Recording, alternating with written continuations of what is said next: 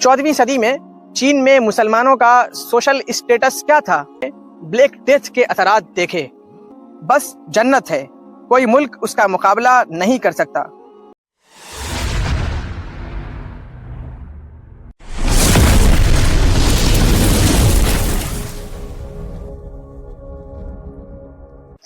पिछले एपिसोड में आपने देखा था कि इब्ने बतूता ने हिंदुस्तान, मालदीव और श्रीलंका तक के सफ़र कैसे किए।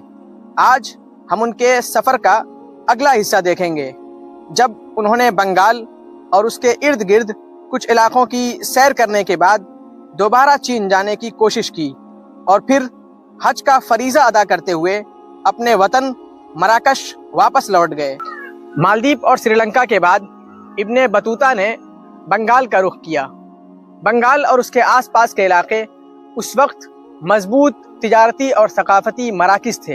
इब्ने बतूता ने अपने सफ़रनामे में बंगाल के लोगों के रहन सहन, खान पान और तिजारत के बारे में अपने मुशाहदात दर्ज किए हैं।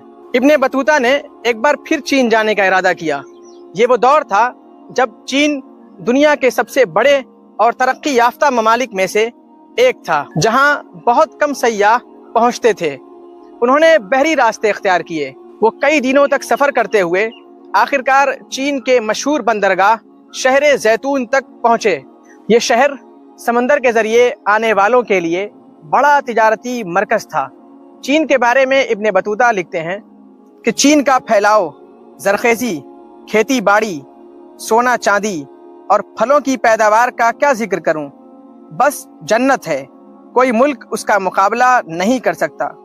और भी आगे बहुत कुछ लिखा है, लेकिन इस तबसरे से यह अंदाज़ा हो जाता है कि चीन और वहाँ के हालात ने इब्ने बतूता की तबीयत पर गहरे असरात छोड़े। 14वीं सदी में चीन में मुसलमानों का सोशल स्टेटस क्या था, इसकी एक तस्वीर हमें इब्ने बतूता की तहरीरों में मिलती है। वो लिखते हैं कि चीन में मुसलमानों की बड़ी इज्जत की जाती है। उनकी बस्तियां अलग हैं, जिनमें जामा मस्जिद और छोटी छोटी मस्जिदें हैं। वहाँ इब्ने बतूता ने चीन की तस्वीर कशी, मकामी लोगों के लिबास, खानों और दस्तकारी का मुशाहदा किया। उन्होंने बताया कि वहाँ रेशम और चीनी बर्तन बहुत मशहूर थे। चीन के बाद इब्ने बतूता ने अपने वतन वापसी की राह ली। वो चीन से निकलकर मुख्तलिफ तिजारती रास्तों से होते हुए वापस मिडिल ईस्ट पहुँचे, जहाँ उन्होंने ब्लैक डेथ के असरात देखे। वापसी के दौरान रमज़ानुल मुबारक का मुक़द्दस महीना इब्ने बतूता ने मक्के में गुजारा।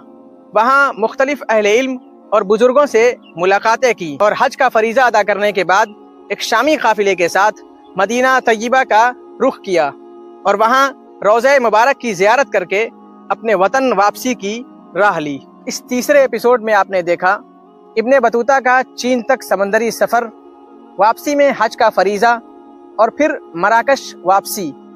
ये सब कुछ एक ऐसे सफ़र का हिस्सा था जो तारीख़ के सबसे हैरत अंगेज़ दास्तानों में से एक है।